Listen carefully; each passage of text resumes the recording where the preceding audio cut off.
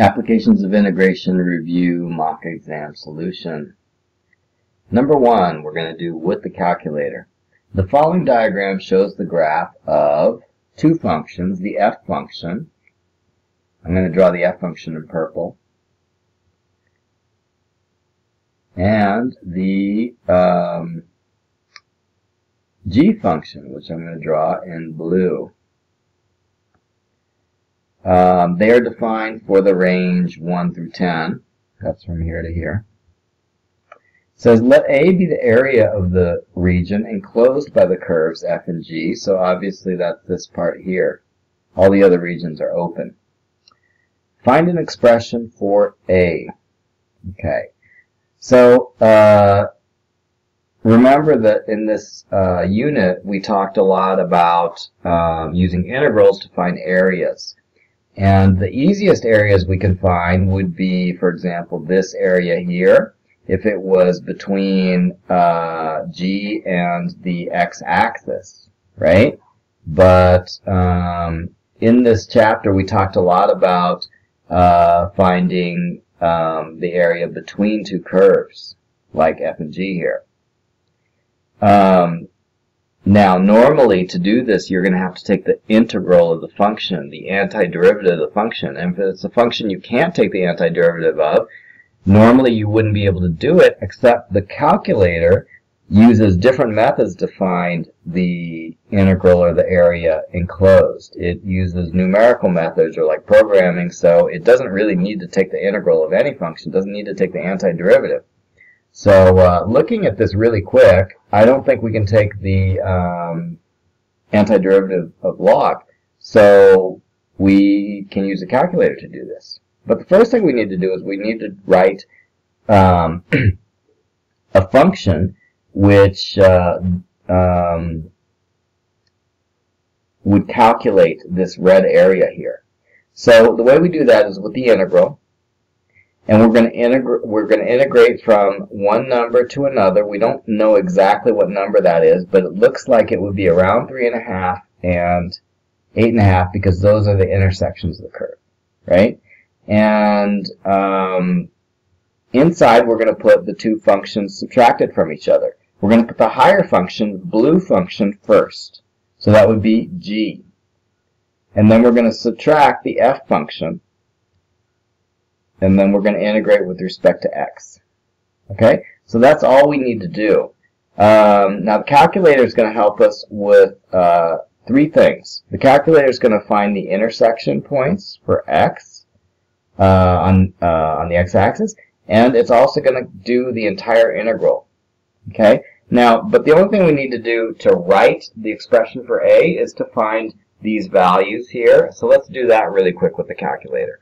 The way we're going to do that is to punch both functions, f and g, into the y1 and y2 spaces. And then after we do that, we're going to find their intersection using second calc intersect. And these are these are skills that if you don't know how to do these well yet, you better learn now, because there's not too much time left until the IB exam, and there's no reason to get a bad grade on your paper 2 when you have complete use of the calculator. Plus 2. Okay, so these are the two functions. I think I punched them in right. I can graph them. Ooh, my axes aren't very good. Let's change it to standard, zoom standard, which is option 6. That's a little bit better. Okay, that kind of looks like this, right? And there's our two intersections, this one and this one. Let's find the intersection by doing second calc intersect 5. And then the first curve is log, yes. Yes. Oh my gosh. Okay. Oh, I know what it is. Sometimes it gets like, I need to move it, because like the function does not exist at x equals 0, so I need to move the cursor so that it's on the function. Then I hit enter and then it works. Weird, huh? Second curve is, it's already on the function, so I just hit enter. when there's only two curves, basically you hit enter twice. Then it says your guess is this, and it doesn't really matter what the guess is because I can see that the cursor is close to that one, that intersection, and it's going to find, oops, it found the wrong one. It does matter. I need to find this one here. So, and do you see how it found this one? So let's redo that. Second calc, intersect, 5. And first curve. Oops, we need to move it so that it actually gets on the curve. Yes. And then the second curve. Yes. And then the guess, I'm going to move the cursor close to this intersection point. And it says 3.77, 3.23. So I'm going to mark it right here. This point is 3.77, 3.23. Okay. And then I'm going to find this intersection point here. That was going to be second calc, intersect 5. And first curve, and yeah, that's fine. Second curve, yes. And then the guess, I'm going to move it close to this intersection point. And the intersection is going to be 8.30, 4.13. So that's going to be here, and it's going to be 8.30 and 4.13. Okay, so those are the two intersection points. The part that we really need is the x coordinate, not the y coordinate. So where does the x coordinate go? Well, they go into these limits of integration here. So the lower one is going to be the left one, which is 3.77, and the higher one is going to be the right one, which is 8.30. Okay. What about g minus f? Well, to do g minus f, all we do is fill in the functions here. So g is negative 4 cosine of 0.5x plus 2. That's g. And then, why do we put g first? Because it's the one that's higher. We want to get a positive number when we subtract g minus f. And then f would be minus log of 3x minus 2 minus 1. You see, it's minus the purple function, so it's minus log and minus 1. Or you could put it in parentheses and put, yeah, you could put minus log, blah, blah, blah, plus 1, as long as you have it in parentheses. Okay, but I chose to do it that way. Okay, so that is our expression. And you can simplify it a little bit, right? Because, like, the 2 and the negative 1, you could subtract those from each other. So you could have a minus 4 cosine 0.5x minus log 3x minus 2, and then you could have plus 1.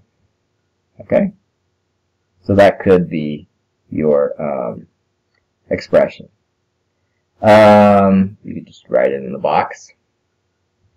Alright, and you do need the limits from above.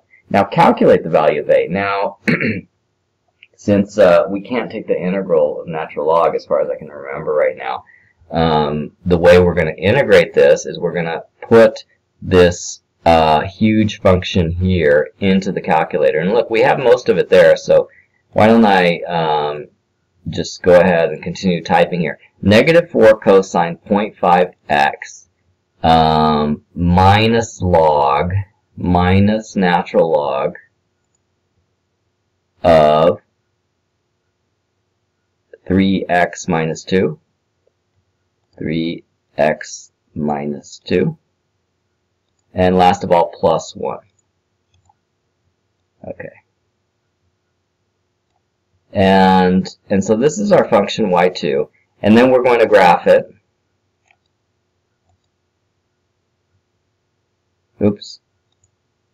Okay, then we're going to graph it.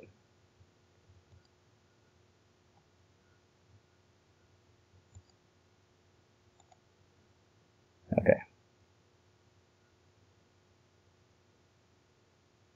Okay, and this is our function, and we're going to integrate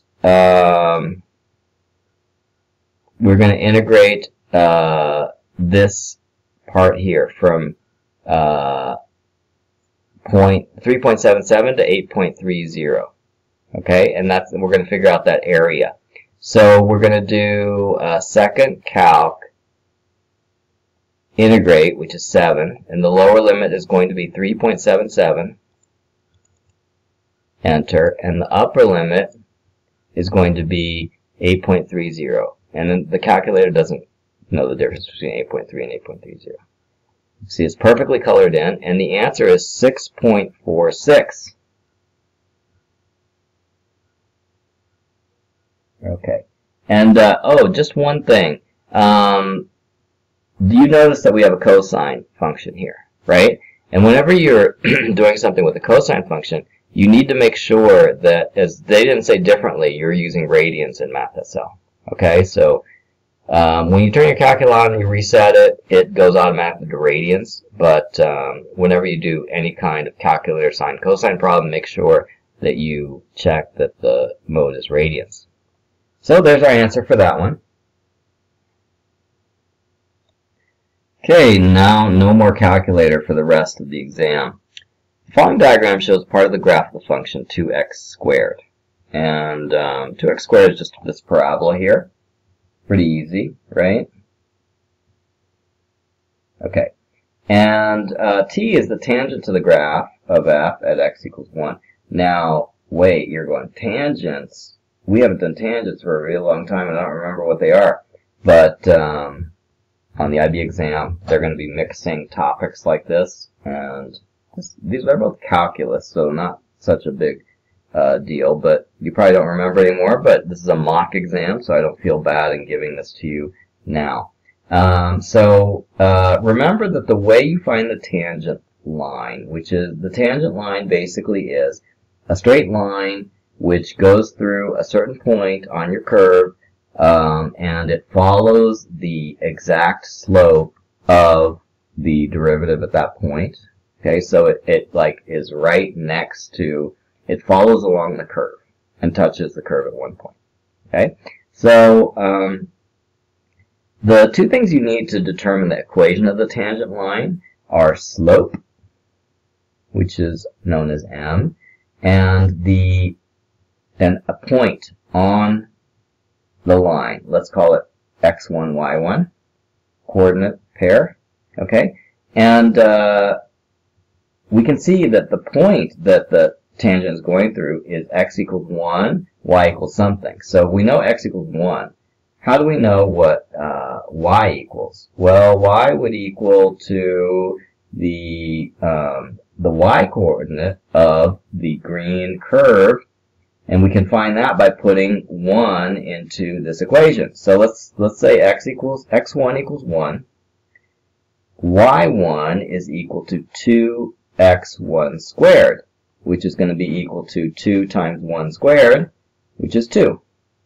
Okay, we put the 1 in there, and then we get that y1 equals 2. So our coordinate pair that the line is going through is 1, 2.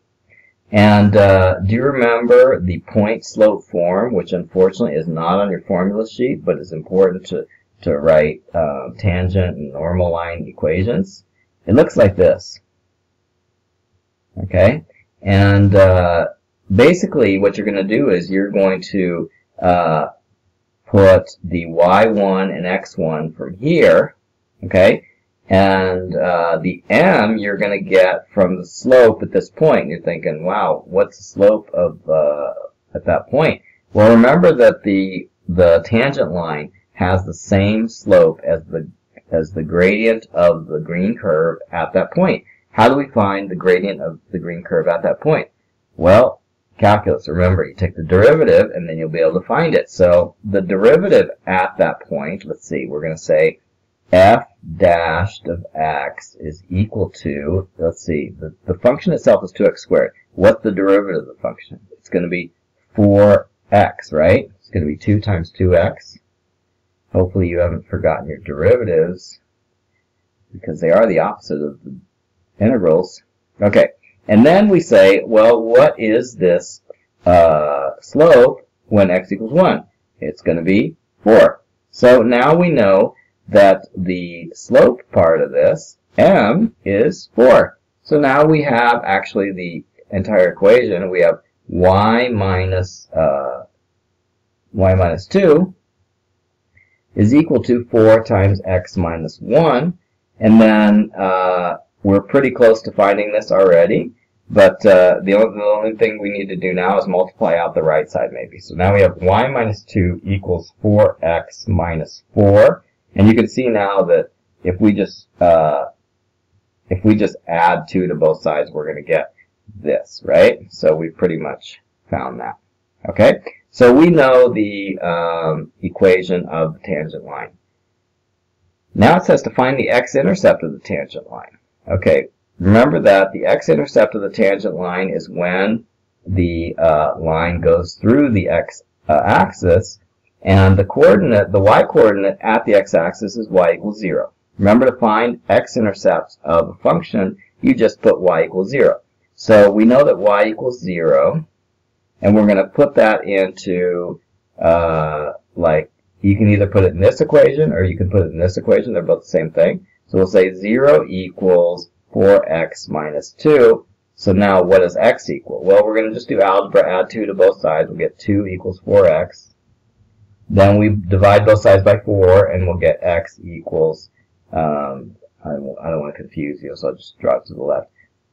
2 divided by 4, so x is equal to 1/2. Okay, so the x-intercept here is 1/2. C. The shaded region R is enclosed by the graph of f, the line t, and the x-axis. Okay, so this dark region here is enclosed by, on 3 sides, by the x-axis here, the purple line t, and the green curve. Write down an expression for the area of R. Okay, there's a couple ways you could do this. One is you could write the integral of like this shape, and then subtract out this little triangle here, this triangle here. And the other way is you could divide it into 2 segments, like a left and the right segment. And so one of the segments would be like that, and the other segment would be like that. And then you would use the difference. You would find the area between 2 functions. So instead of subtracting out the orange area, you would find the purple area separately from this green area. The green area is a lot easier, right? You're just finding the area between the curve, the green curve, and the x-axis. And the purple part, you're finding the difference between the green curve and the purple curve. So how about if we do this method, because this method is like more straightforward in terms of it's more what we learned in this chapter. Okay. So what is the expression? First thing we're going to have to do is we're going to have to divide the integral in 2 pieces, right? So we're going to have a piece that's the green piece and a piece that's the purple piece. So let's write the green piece on the left and the purple piece on the right. Okay, they're both going to be integrals. We're going to integrate from 0 to 1 in total, but the midpoint here is going to be 1/2, as we found earlier here. The midpoint's going to be 1/2. So we are going to take one integral, the green integral, from 0 to 1/2, and then we're going to take the purple integral from 1/2 to 1. And remember, the green integral is pretty simple. It's just the difference between the green function and 0. So it's just the integral of the green function, which is 2x squared, right? So we're going to put here 2x squared dx. And then the purple part is a little bit more complicated. It's going to be the green function, 2x squared, and then we're going to subtract the purple line, which is y equals 4x minus 2, right?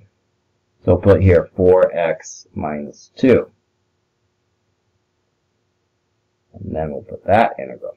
Okay, so that is the expression, and we could simplify it a little bit maybe. We could have 0 1/2 2x squared dx here. And then here, what I'm going to do is just distribute the negative sign over. So we're going to have 2x squared minus 4x plus 2 dx. Okay? So this is our expression for r. We just divided r into two pieces. Okay. Now we're going to find the area of r. And we're going to do this by hand without the calculator. So we're going to have to take the integral, antiderivative of this, antiderivative of this. And these are pretty easy integrals to take. So the first integral is going to be the integral of 2x squared. That's going to be x cubed divided by 3, and we need to keep the multiplier 2, right? And then we're going to do the definite integral from 0 to 1/2. Okay? And then what about the other piece? The other piece, the integral is going to be x cubed over 3, multiplier of 2 again. And then we're going to have minus, and then 4, and then the integral of x is x squared over 2.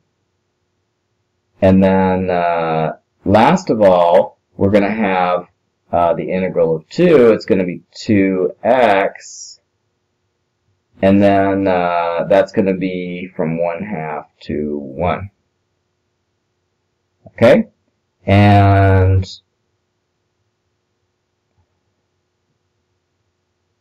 let's see. And then so we've taken the integral of the 2, and now we just need to evaluate the definite integral by putting the limits, substituting the limits in. So first we're going to substitute in the half in there, and then we're going to get 2 times 1/2 cubed. 1/2 cubed is 1 over 8.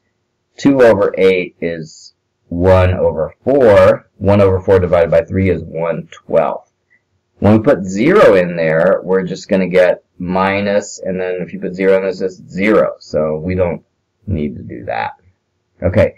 Next of all, we're going to plug in 1 in each of these functions, so each of these expressions. So we're going to get 2/3 minus 4/2. Oh, 4/2 is actually just 2x squared, right? So we could put just 2x squared, and then plus 2.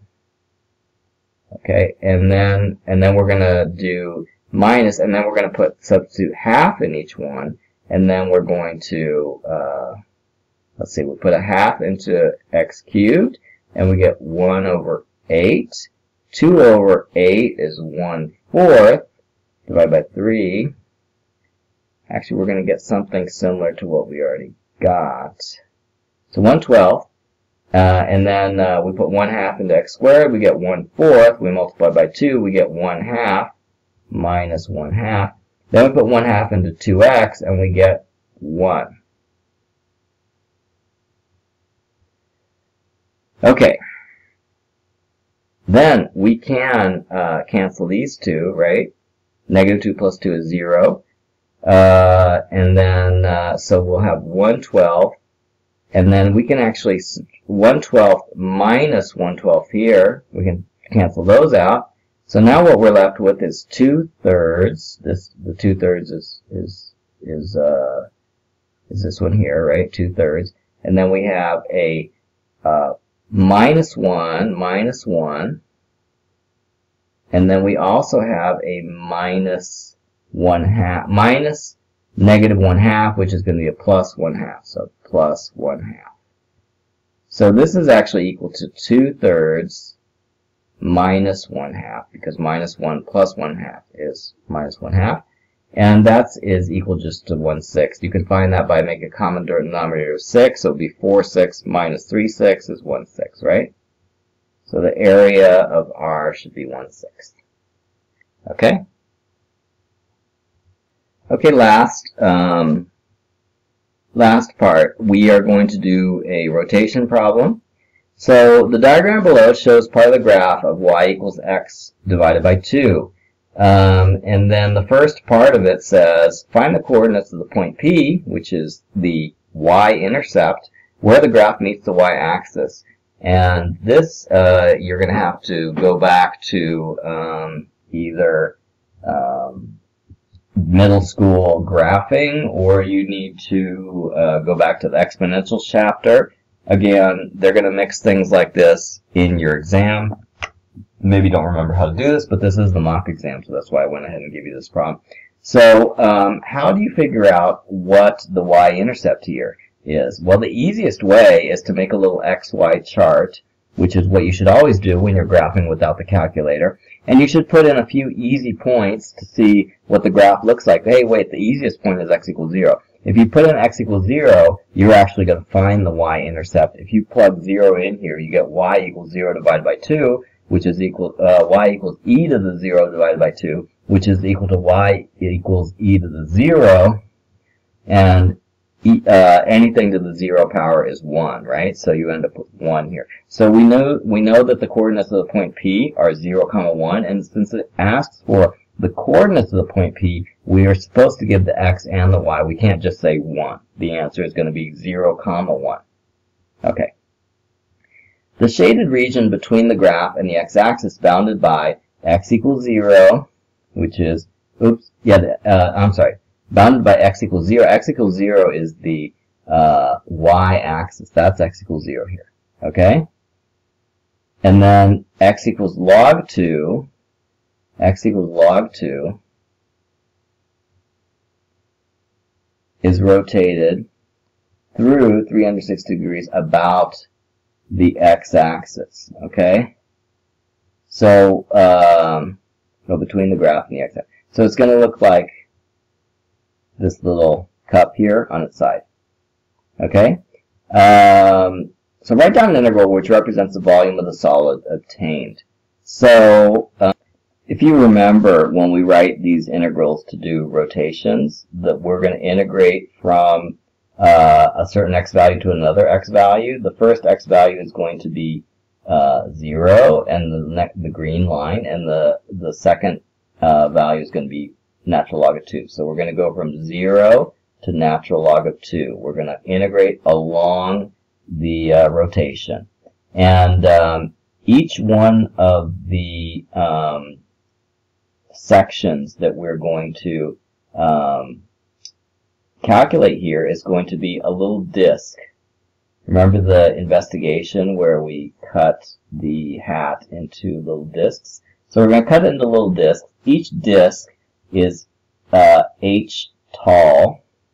So we're going to have pi r squared h, which is the volume of a cylinder, right? The pi is just pi.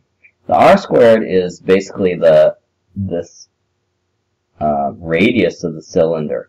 The radius of the cylinder is like the y of this function. So the function is y equals e x over 2. So we're going to put that in for the r, and we're going to have that squared. So we're going to have e x over 2 squared.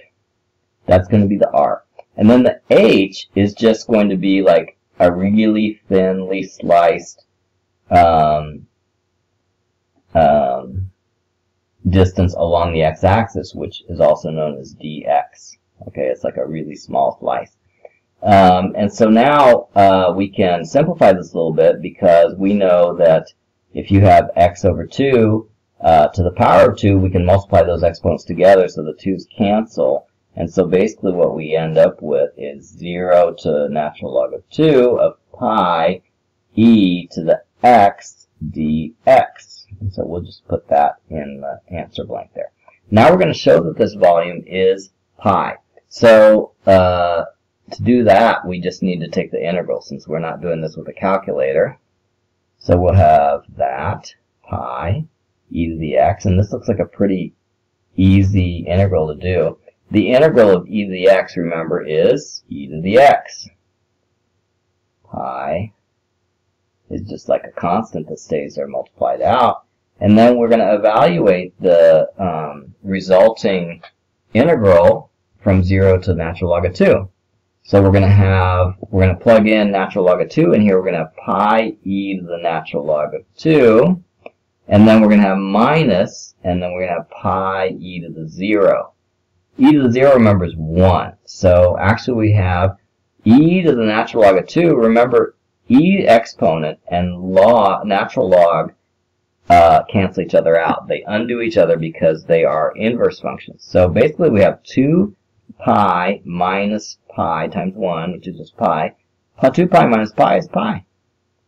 And we've just shown that it is indeed a volume of pi. And that is the end of the solution.